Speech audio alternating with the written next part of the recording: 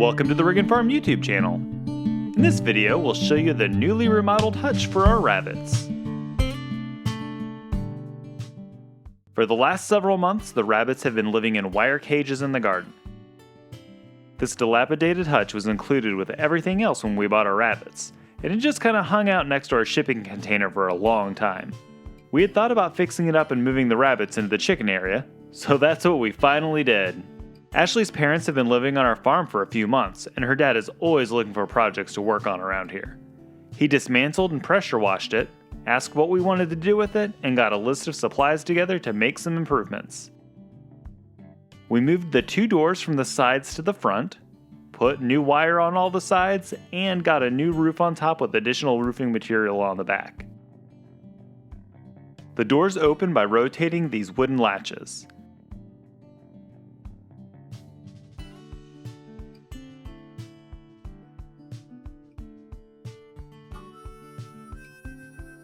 He really did an amazing job cleaning up this hutch. It was in pretty rough shape when we got it. This thirsty girl has heard lots of sawing, drilling, cutting, and maybe a little bit of cussing while her new home was getting ready for her and her fellow bunnies. The day to move the hutch finally came. Luckily, we have our tractor to help with the heavy lifting. We strapped the hutch to the grapple of our Kubota LX 2610 and lifted it off the ground in order to get it to its final destination.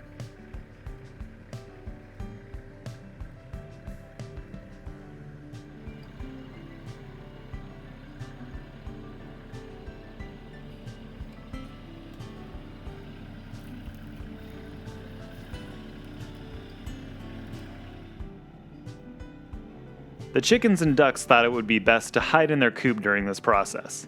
That was definitely a good thing considering the fact that we had to drop part of the electric fence to get the hutch in here. The last thing we need is a couple birds to escape.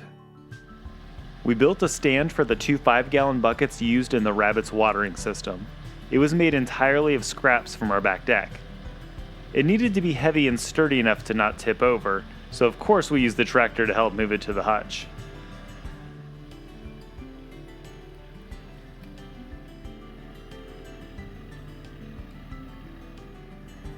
It was easy enough to set into place by hand once we got it over the fence.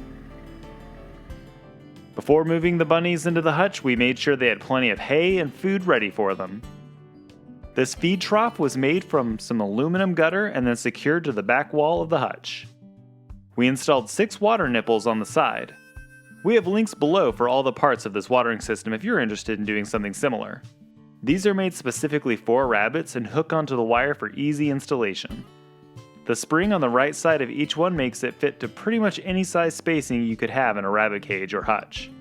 Next, we attached small pieces of food-grade vinyl tubing.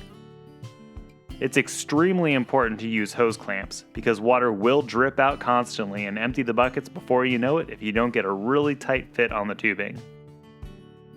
These T-connectors came with the waterers, and they'll allow each nipple to get water from the exact same source.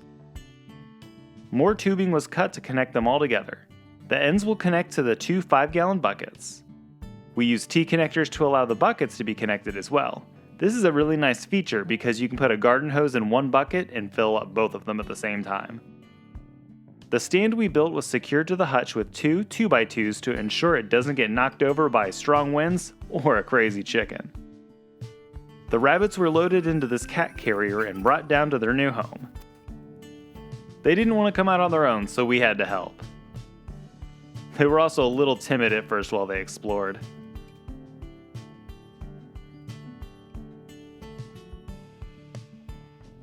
Who knew standing in food could be so much fun? Apparently these bunnies.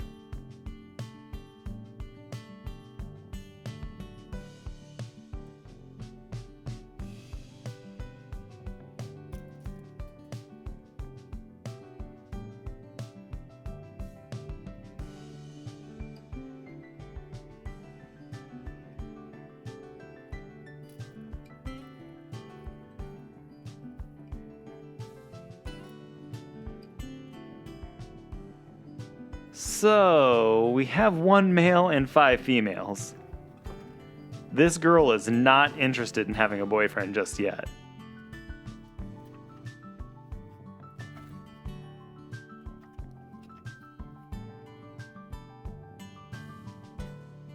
He's moved on and found a new mate, but he's a little confused about what to do next. It's been getting quite chilly at night and in the early morning, so we put up some plastic to help keep in some of the warmth and minimize the gusts of wind from freezing the rabbits. Hey, where'd they all go? I guess they were all thirsty at the same time. It's essential to keep plenty of water and hay available at all times to keep these bunnies healthy. They seem to really love their new home. We will have to separate the male soon, because we have a feeling we might have some baby bunnies coming along in about 4 weeks. Each mama will get her own nesting box to have her kits. Make sure you watch our upcoming videos to see if they are in fact pregnant and have babies. Comment below to guess how many babies you think we'll have next month. The chickens and ducks don't mind sharing their space with the rabbits. They especially like when they spill their food.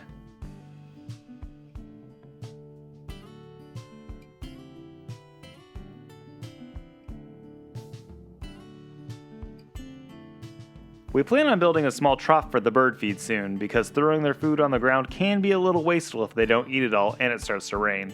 Bertha right there in the middle usually does a pretty good job of making sure there aren't leftovers. These 16 chickens, 2 ducks, and 6 rabbits will be getting a lot more space with permanent fencing very soon, so make sure you subscribe to our channel if you don't already to see that project when we get started on it. Speaking of projects, in our last video we showed our son's science project. He has several blue spruce sprouts in this pot of dirt without any additives.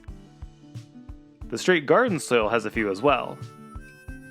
Surprisingly, the soil and coffee grounds have a small sprout. The doghouse is finally finished. It's made primarily out of pallets that we got for free.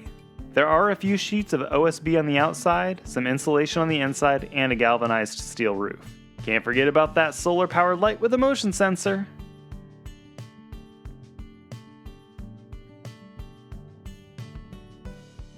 A week later and the deck has only been worked on for 1 day. It hasn't rained or anything, and we're very frustrated with how little they've been here this week.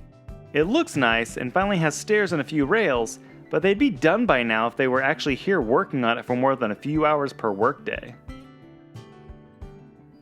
The pigs are eating a lot and getting big. They've been eating 50 pounds of feed every 4 days, but this last bag only lasted 3 days. They also have been getting lots of fruits and veggie scraps, as well as eating whatever they root up within their fencing. One of the waterers has been leaking quite a lot, so we need to solve that problem soon. That should be addressed in our next video. Luau still loves drinking from puddles. So does Prosciutto. Chicharron prefers the waterer.